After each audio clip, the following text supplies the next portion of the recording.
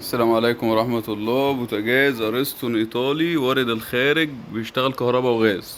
يعني ايه كهرباء وغاز؟ طبعا ده بيلت ان، يعني سطح لوحده وفرن لوحده. تمام. ده جديد مش مستعمل. السعر بتاعه 6500.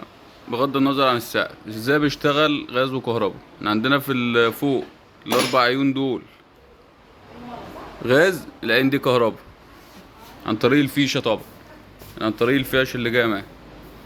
بالنسبة للفرن، النار من تحت غاز، فرن من تحت غاز ومن فوق كهرباء، زي التوستر كده بالظبط. ده 5 شعلة 90 في 60، فرن كبير برضو ال90 بتاعه، حاجة محترمة. وعندنا الماكس 12، عندنا الماكس 11، عندنا الماكس 15 يونيون اير. الأسعار بتاعتها خصم عالمي. تحت أمر حضراتكم في أي استفسار.